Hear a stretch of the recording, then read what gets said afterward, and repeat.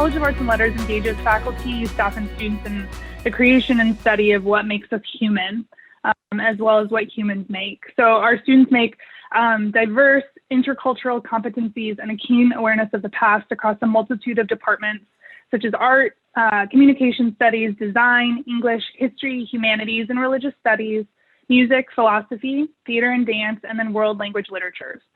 The College of Arts and Letters prepares students for success in an inclusive society by empowering them to take responsibility for their educational growth, explore their own sense of purpose, and engage communities as critical and creative thinkers. So I'm really excited to kick off this discussion today. The three panelists that we have with us are very involved in the Sacramento community. They're all entrepreneurs and very involved with design and have all sorts of arts and letters related and communications related degrees and backgrounds. So I'm excited if you guys could just introduce yourself and tell us a little bit about your work, professional and community-based. And I'll start with John. My name is John Wedding. I work at SMUD in Learning and Development, where my work primarily focuses on designing and facilitating courses related to organizational innovation and leadership. I am also an adjunct professor at Sacramento State and University of the Pacific at Stockton. At Sacramento State, I teach innovation, mainly focused in human-centered design and design thinking. And at UOP Stockton, I teach organizational leadership focused on organizational culture and challenges. Some of the work I like to do in Sacramento has primarily focused on social innovation, as well as I recently helped co-develop a women's leadership program that is a certificate program through University of the Pacific Sacramento, as well as Junior League Sacramento. Great, thank you. Shira, how about you? Hi, my name is Shira Lane. I run the Atrium, which is a creative innovation center for sustainability. So we're pretty much the intersection where creatives and sustainability meet. So we're all about creating programs and finding ways that we can find how we can build the circular economy through the creative economy is pretty much what we're trying to do. And we just built Sacramento.shop, which was an evolution from our mask marketplace that we built due to COVID. And we're just building and expanding on that one, trying to help creatives get online as quickly as possible and create a marketplace for them. Creatives don't like to do all the back end for e-commerce. So we're trying to provide that for them and hopefully make it easy for consumers to buy and support local. And that's our goal, really. Yeah, and we are in Old Sacramento. We have a bunch of other programs we do. So we also have co-working spaces for creatives and studios. Awesome, thank you. And last but not least, Trisha. Hi, I'm Trisha. I have a shop at the Warehouse Artist Lofts in the public market downstairs below my loft. And my shop's called Old Gold. And in Old Gold, I sell a combination of vintage and handmade pieces. So I have a lot of local makers and regional makers too. So in the shop, trying to promote people buying local and supporting local. In the past, I've had other spaces that have catered towards more of the fine art shows and live music events. And I've also organized some markets. Maker's Mart is one of the markets that I've created. And that's where we've had up to 70 or 80 local makers selling their wares. Usually we do a holiday market. This year we're not. So we've had a lot of changes, but doing like community events that are based in like the creative entrepreneurial world is kind of what I've been doing for the past 10 to 15 years. And so I always try to find ways to support local musicians, artists, makers, and introduce those people to the community through the shop and events. Awesome, thank you. One thing when we were preparing for this panel that I thought was really interesting, and part of the reason why we asked you to be involved, is you all have different arts-related backgrounds and degrees. So Shira, the BFA in Entertainment and Performing Arts from BIATSV, and then John and Trisha, both Sac State alumni. John, your BA in Career and Technical Education, and then the MA in Education from Sac State, and then Tricia, your BA in Studio Arts. So I'm interested to know, starting out with arts degrees, how, and as you've gone through your career and been innovative, definitely involved in the community with connecting people and helping foster innovation and entrepreneurship within the region, how have your arts degrees served you in gaining unique skills and tools that you've used to help that innovation and entrepreneurship? So Shira, we'll start with you first, please. It's interesting. I would say this. It's so funny. My degree, I would say itself, it's a piece of paper, doesn't really help that much. But what really did help was the school that I went to. And we had a really difficult school. It was 16 hours a day and 6 days a week. And I did not, I didn't take a loan. I worked as a bartender to kind of help support. And so I think what I learned from school was grit, and, you know, you got to pull through and you got to get it done. And I think that's one big thing about entrepreneurship is, like, if you have an idea and you believe in it, you got to be in it all in all and be okay with that. Sometimes I think I go a little too far, but I think my school really helped me get a lot of grit and be able to, you know, get it done, figure out what needs to happen to get things done. And sometimes it's really hard. Like, it's really hard. You hit walls and you cry. And, you know, and you think, oh, why? This is dreadful. I'm just killing myself. Absolutely no reason. I, you know, should be on a beach somewhere. And then there are other days where somebody goes, oh my God, like, this has really helped me. And you're like, oh, that's why. That's why. So I would say I got a lot of grit from my school, is how that has helped me. And I studied performing arts. So it's all about, you know, how you tell a story, how you present yourself, how you speak eloquently. I don't know, like exercises before you speak on radio, like really weird mouth exercises. But that helps. That kind of helped when I had to do a lot of like PR press and stuff like that. So. Awesome. Thank you. I definitely relate to the crying. I joke with my students when they're at the, 11th hour with turning stuff in, that I've been known to be found crying on a dog bed from all the stress from being up for multiple days. So I definitely, we gauge it by how, is it dog level crying or just sort of weeping, right? Tricia, how about you? When I came to Sac State, I was a sophomore. I just moved here from Missouri. And so going to Sac State after I'd had relationships at my old school and had lots of friends. I played on the soccer team there at my school in Missouri. And so coming into Sac State, it was hard. It was a time where I was in a new city, didn't know a lot of people, but what was most valuable in my experience in all the art classes is you start to make friends and have relationships with them, both on campus, in the classroom, and they're the people that start to introduce you and show you things around town, things you didn't know existed. And so the relationships in the classroom helped me learn about the community. But if I was in like a program by myself or doing all independent study, I wouldn't have had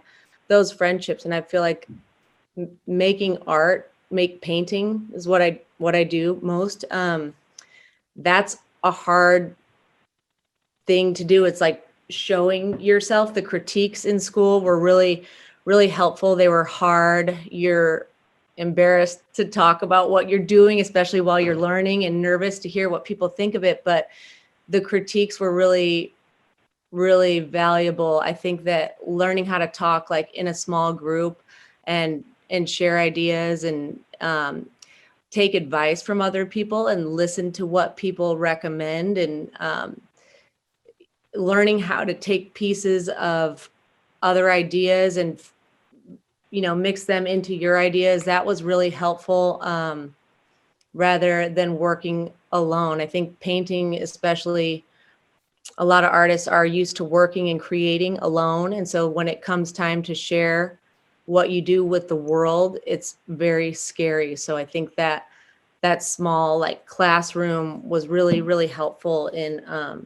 helping me learn how important it is to talk with other people about what they're doing and knowing how it feels to be on the creative side of it, and what it feels like to be receiving somebody's art, like how to navigate the feelings and how to talk about it. So that was I think the most valuable part. Awesome, thank you. And then John, with your technical education and then the master's in education, how did those degrees help develop your skills and your tool set for the content and the type of courses that you develop now? Well, I kind of going back a little bit, I think when I did return to school, I was in a re-entry student. So I didn't return for my bachelor's degree till I was in my, mid-30s. And so by the time I was, in a master's program, I was approaching 40. And so the imposter syndrome was very real for me during this experience. But it was the support of the community in the program that helped me find my voice, helped me find what I wanted to pursue, because it provided me a context of what I wanted to define my life to be and what I wanted that to look like.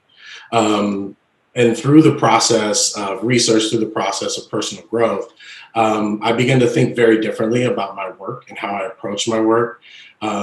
And I was able to take that back to the organizations in which, I was employed and currently employed, and carve out and create tasks that not only interested me, but it excited me. And through that, I was able to really think critically about my work, in a context about what worked for me, what worked for my organization, what worked for the people that I support. And most importantly for me, it was not only developing that critical thinking, but finding the ability to keep people at the center of everything that we do. I think through my journey prior to education, it was learning from failure and learning that those struggles and those opportunities that presented themselves at the time I didn't think were opportunities. I just thought they were really intense struggles. But what it did is that it taught me that through that experience, it's important to keep people at the center of everything that we do, because we don't know what someone is facing day to day. We don't know what they're bringing with them every day. So through that, it's being there to support people regardless of what they're facing. Absolutely. It's interesting too, because I think going through, you all have different things, but a sort of common thread of community, of developing not only the tools that you need to be able to thrive as a creative person, but also to thrive as an entrepreneur. And it's interesting because we tend to sort of stereotype an entrepreneur as, and I just realized now I'm wearing a black turtleneck, but black turtleneck glasses on the computer all the time. Never going to wear this again for one of these. But we've covered a little bit about how your time at university, inspired and developed grit and communication tools. So I'm interested to know, now what does it mean to you to be an entrepreneur or entrepreneurial, and how have you been using those skill sets that you developed and it seems to have been, really benefited up until this day? So Tricia, maybe we can start with you about, what does it mean to be an entrepreneur or entrepreneurial? Well, everyone has to pay rent, and the struggle is always, for me, has always been, how do I take what I love to do and make that pay my rent? And how do I find a happy medium between what's my true passion to create, but what people want to buy? And so when I started my first business, I was silk screening T-shirts and reconstructing vintage. And I did my first little market that was called Sell Out Buyout. And I noticed that everybody was buying like these certain designs. They weren't necessarily my favorite designs, but this one sold a lot. So you have to decide what feels okay, how far away from what is my favorite thing to make. How can I still incorporate elements of that with what's selling, and how do I not feel like a sellout? Like, how do you still make what you're doing fulfill your own desires and pay your rent. And so there's a fine balance. And that's the thing you have to accept, is that it's not always going to be the one thing that you're most passionate about making, or if you like making that thing and it sells really well, you're like, God, I can't make another one of those. I'm so sick of that. I'm over it, but I need to pay my rent. So finding a balance and not beating yourself up about, how far away from your favorite thing it is to make at the time. But making money, of course, like we all need to do that. And so in the arts and in creative fields, I think it's really hard for people to know, how far away from themselves it's okay to be and still feel like you're being true. So I feel like the entrepreneurial elements come from that kind of survival mechanism. You have to do what you got to do to eat and to pay your rent. And so knowing how to be resourceful and knowing how to use the tools that are available to you is really important and really valuable. Knowing where to get materials and supplies. And so it's a lot of things to juggle, but the balance of all those things is, I think, pretty important. Absolutely. John? I really like your Be an stance entrepreneur. because I think that's something that it's a mindset that we can also transition into organizations as well. And it's not to say that I haven't pursued entrepreneur endeavors outside of my organization. I have, whether it's, operating independently as a consultant or starting the certificate program. But I think an entrepreneur can also certainly be more than something that is someone who has created a startup or someone who has started a brand new business. I think it's someone who can also initiate change. I think it's someone who, within their organization, because it can also be someone who's willing to challenge the status quo, right?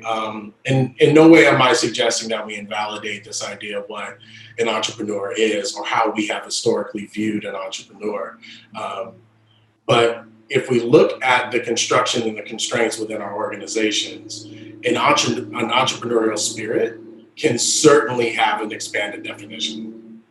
And it can create value within our organizations, particularly now. Look at what our organizations are facing, that we're facing things that were completely unknown challenges to us within the last year. And so taking this entrepreneurial mindset is really going to take another view at how we do our work within our organizations, because we can benefit from this mindset and this approach, because everyone has had to shift how they work. We've had to shift how we learn. We've had to shift how we interact with one another. And so if we can carve out and take that entrepreneurial mindset, even within the structures of an organization, we can create tremendous value to our organizations and really probably create something new that we had never thought of prior to these extreme challenges that we're facing today. Absolutely. I think that, one of the entrepreneurial tropes or whatever is that, you have to leave and have to strike out on your own to be able to make change and to make innovation. And when I was stalking or researching you guys for this panel, I was looking at, John, at the certificates that you have taken from IDEO, Franklin Covey, some of the really inspirational and thought-leading, both on the design side as well as design thinking, but some of the certificates in terms of creative leadership, design thinking series. And so it's a really interesting time now, because companies are realizing that, if they're if they don't want to lose their best talent, they have to offer ways for people to grow within organizations. So it's definitely interesting. And then Shira, how about you? What does it mean through your lens to be entrepreneurial or an entrepreneur? I think many creatives and most creatives are entrepreneurial, and they just really don't know it, because most creatives are used to working with what they got. And I think we actually, and I think we need to have more creatives on various boards, where most people think that creatives shouldn't be, because most creatives just think outside of the box. That's just what they do. They're not very good at thinking inside the box, but they're great at thinking outside of the box and giving you like weird ideas. And that's where we need to be right now, because if you're an entrepreneur and you get hit with something, you need to pivot fast. And if you're not able to pivot fast, and if you don't have the grit to like implement it, you're gonna fall behind. And I think creatives just have that ability to do that. That's where I think, I think when I started, I think I was in the Army, and, something happened in the Army. I needed to make money. I started doing miniature artwork on people's nails in an art market. And then, something hits and you go, okay. And you're just constantly looking like, well, what can I do? And I think this is a really good mindset to think now.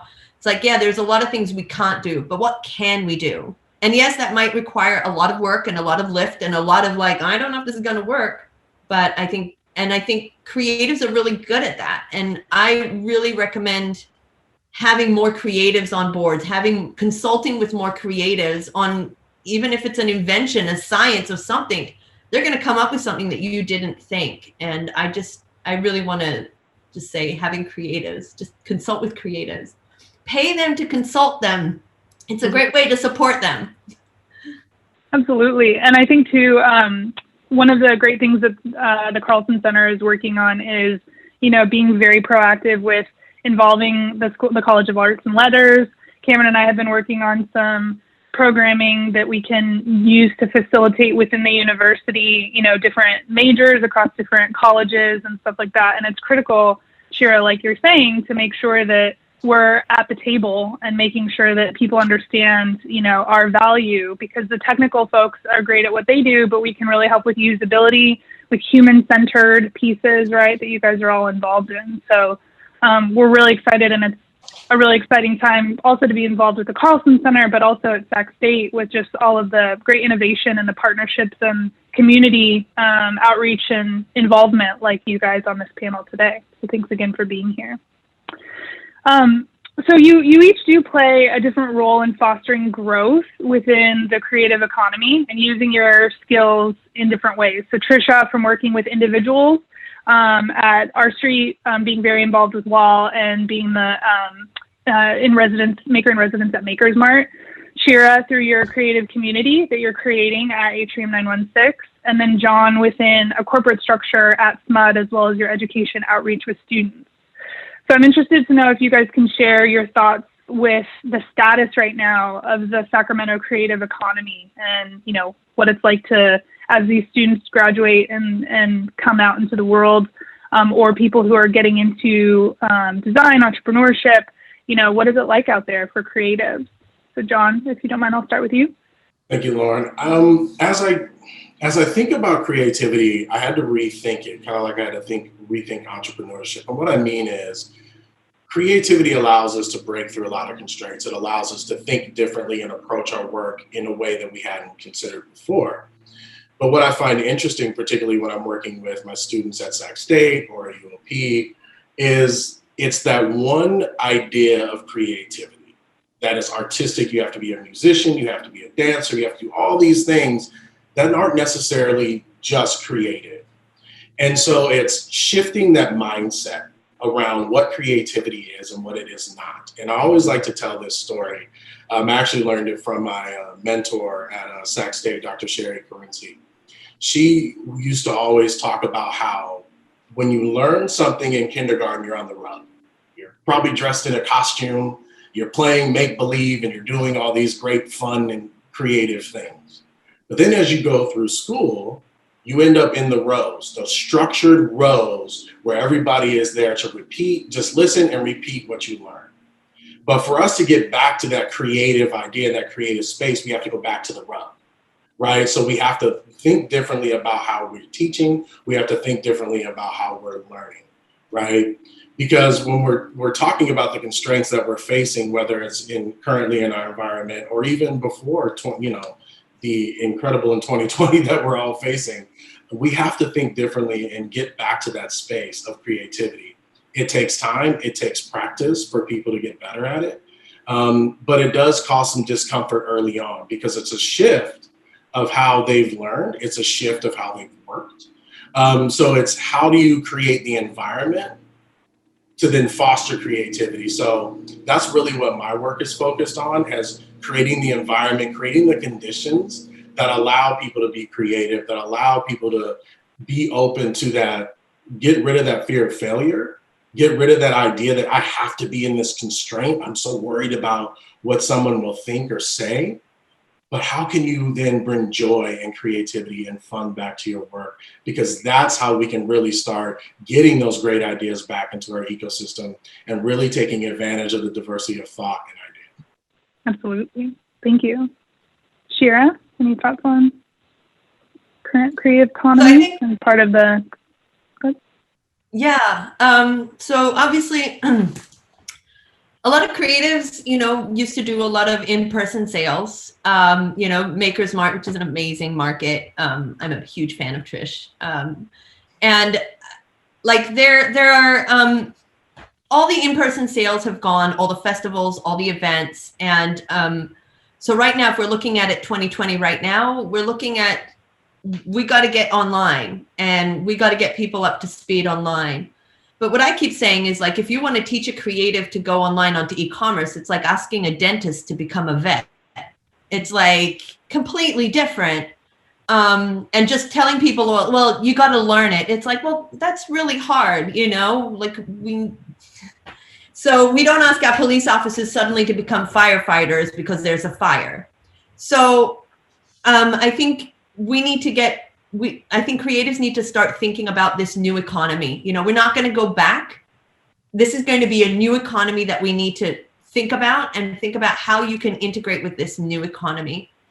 Another thing I want to say is, like, if we're talking about Sacramento City or region, there's a lot of ground, a lot of creatives here in Sacramento. There's a lot of like bubbling up. There's also a lot of influx coming from the Bay Area. Sacramento City and County needs to start figuring out some groundwork and not littering. So they're trying to really help. There was a big influx of funding in Sacramento City most recently, which was great. The mayor came with that idea. But there's been a lot in the most recent years of what we're calling littering. And that means that they're throwing out money to projects, but not following through those projects. And so, there's been a lot of starts and then it just fizzles out in something. And so it really creates this disappointment, this, oh my God, and we need to stop doing that. There needs to be a plan. There needs to be kind of like a commitment to it and following through. And so I think we need to work closer with city and county and kind of like recognizing what plans we need to do, what's really going to help. The Creative Edge plan that came out. I don't know if people here know about it, but the Creative Edge plan for the city, it's great and it's ambitious, but it has so many things, that we want to do. It doesn't have a 1, 2, 3. So what I would say is be vocal to city and to county and show what we can do. The biggest problem that we have right now is, how do we quantify what creatives bring to the community? It's not something that's easily put on a spreadsheet, so it's really hard to bring. So how can we quantify that in ways? And that is something that we have to figure out, how we tell the stories of what we're doing. And I think during this time, many of us are really many people are starting to value art.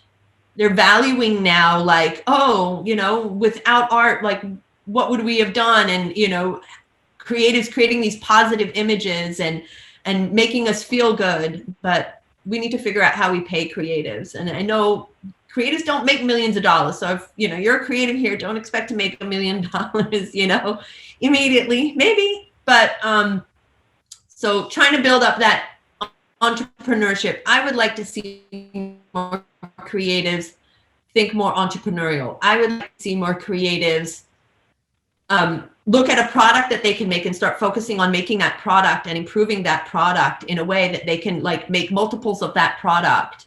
Obviously think about making it sustainable, because I'm all about circular economy, so zero waste, and think about the end of life of products. But I think I'd like creatives, like, if you're making a product and that's your art, start thinking about how can you build something that will sustain you. But there are many different types of creatives, right? It's an architect to a musician, to a tattoo artist. these are all creatives. It's very wide. Thank you. Trisha, how about you? Okay. I want you to repeat the question real quick because I took notes on ideas I have for how to rethink, what it means, but refocus me real quick. Yeah, so I was just saying that you guys all have different ways of fostering growth within our creative economy and how you're involved. So just current thoughts on the current status of the Sacramento creative economy and where you think it's going. And as Shira and John have mentioned, maybe what like tools or skills that people going into the creative economy need to have to pivot and succeed in this time. Yeah. So one of the things I've noticed, like with what both John and Shira have mentioned, is rethinking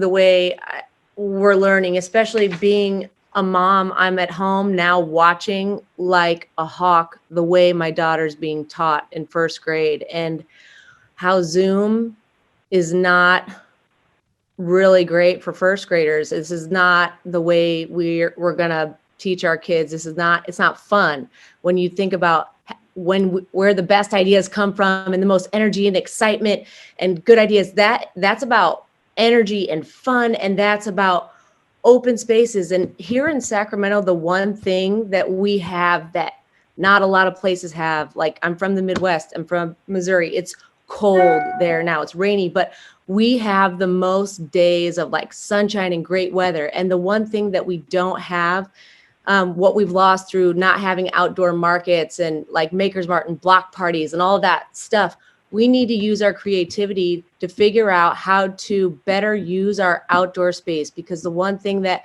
people feel more comfortable with is they'll dine outside. They don't want to go into a restaurant. Like, so shopping outside, as long as it's not pouring rain, which we don't get that often, we need to come up with new solutions to create outdoor activations again, because again, the fresh air is going to be a key for people feeling comfortable to be outside. You can always, if you feel uncomfortable when you're outside, you can always take a step back. You know what I mean? When you're indoors, you feel like you can't go anywhere and you get nervous and you don't want to be there, so you stay home. But we have to use our problem solving skills to figure out how, with engineering and sustainability, how to create structures that provide a little bit of shade or a little bit of drizzle proofness that are pop up, take down, pop up. We have to figure that out and work with the city so that these permits and,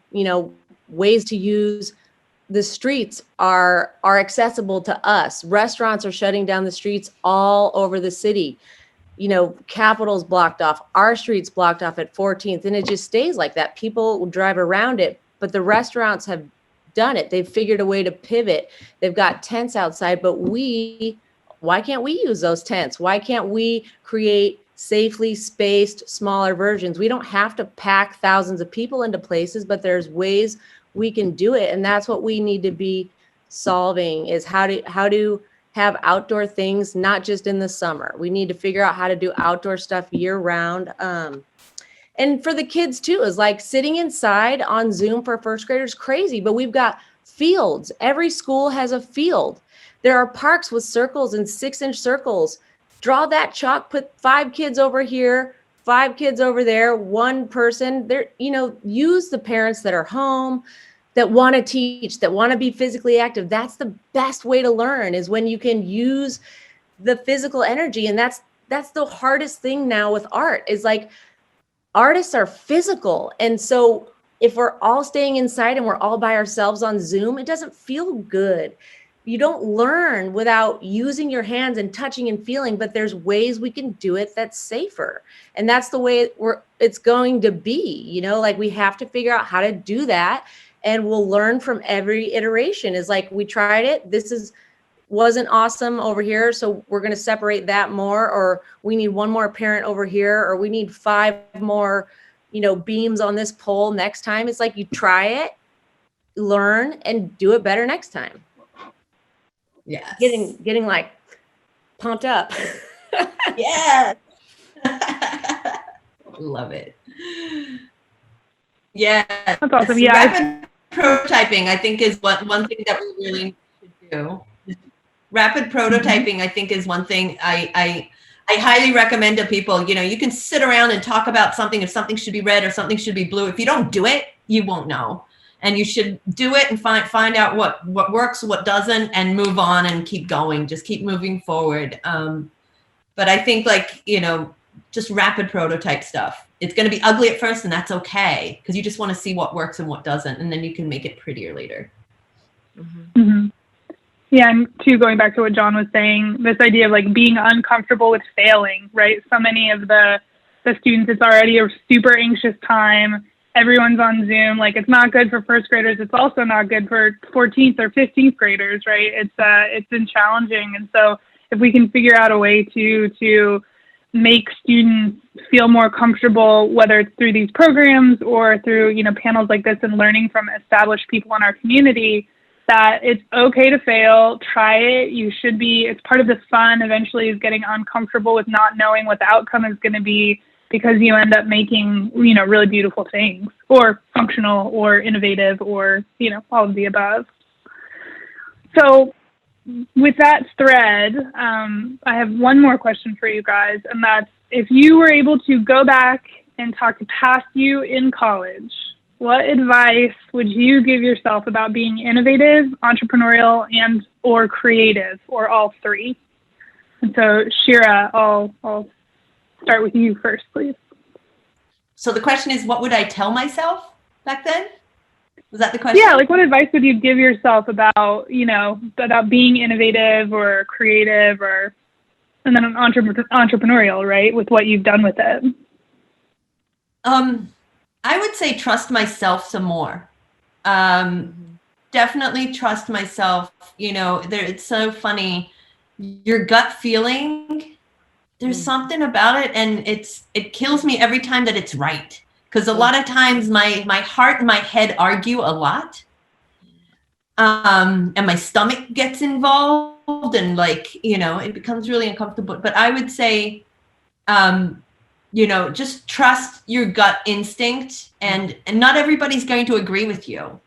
But if you in your whole heart believe that something is true, give it your 100% and see if you're right or not. But you're going to be mad at yourself if you don't give 100% to it, because you constantly blame yourself going, well, I could have done better. I could have done this. So as long as you give 100%, you know, it worked, it didn't work, okay, you know, but trust your gut.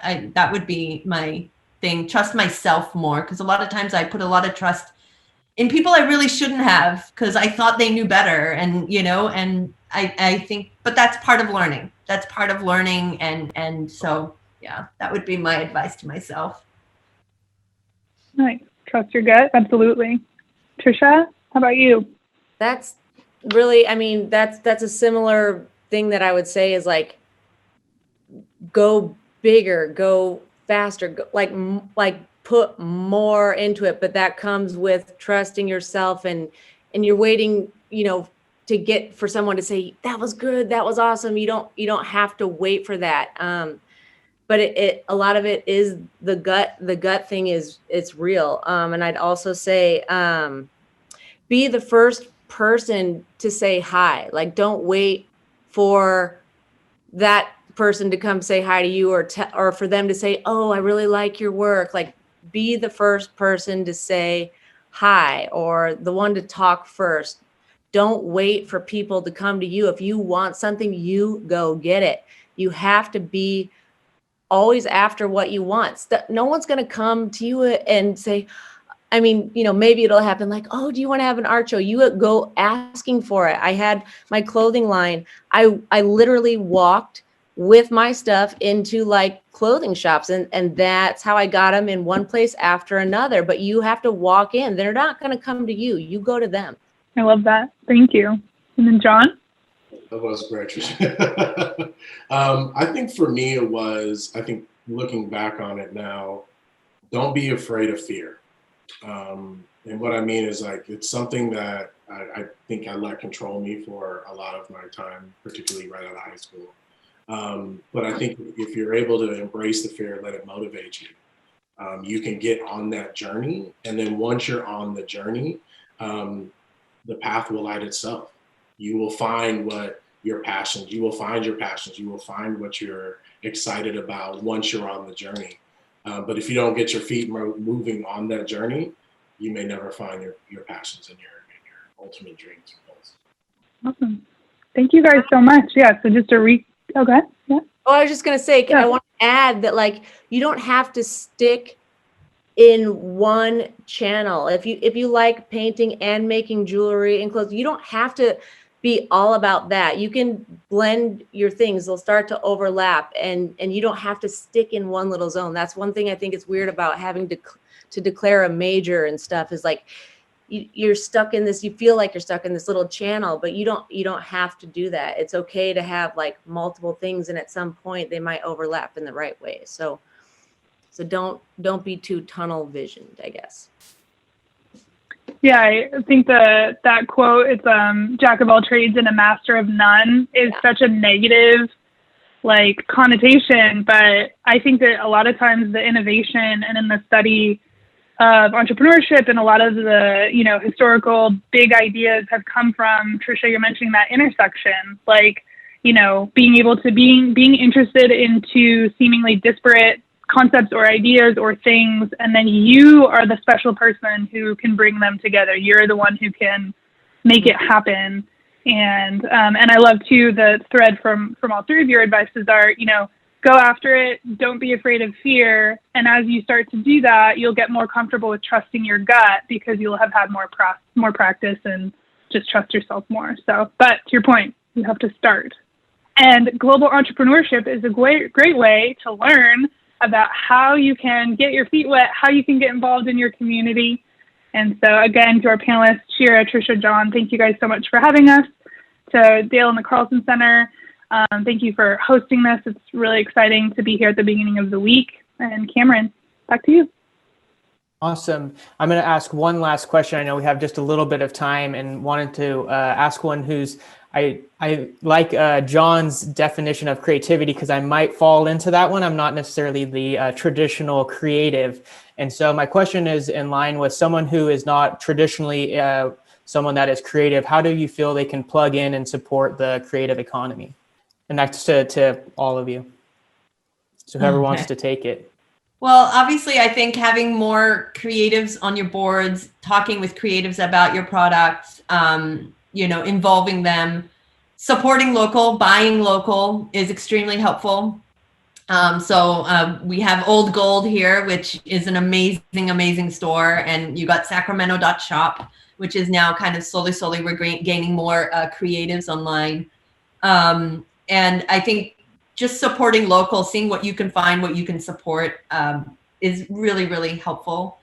I also wanted to say to all those that are listening that your path to your eventual career has different twists and turns. So you might have to stop and do a Starbucks job for like 6 months, and don't be down on yourself for doing that because you're going to gain skills that will eventually help you later on. You don't know what skills you're going to gain. So you might have to take a corporate job, and that corporate job, you're going to learn how to properly do a formal proposal. You're going to learn how to do proper things that, so every job that you take, you're going to grow and learn from. So I just wanted to put that out there. And for the creative economy, just talk to creatives, help them support local, buy local, and consult with creatives. Hire a creative as a consultant. I think if you are starting a project or you're trying to hire a creative as a consultant. They will be able to give you a very rounded view or just really deep insights into stuff. So. Well, thank you for that answer, Shira. And I definitely feel like I will start to further consume locally. I'm all about Sacramento, so appreciate that additional nudge to do so. And definitely have started to plug in with, Lauren and John and also John Forrest. And they kind of have introduced me into the creative community was trying to get involved in Design Week and some of those other things. So appreciate all of you serving on the panel and sharing your experience and expertise and working in the creative economy, and just really using your skill sets and perspectives to further grow the Sacramento region. And wanted to thank all of you for being here this morning. This is one of our many events taking place during Global Entrepreneurship Week. We have over 20 more events that are in store for the week.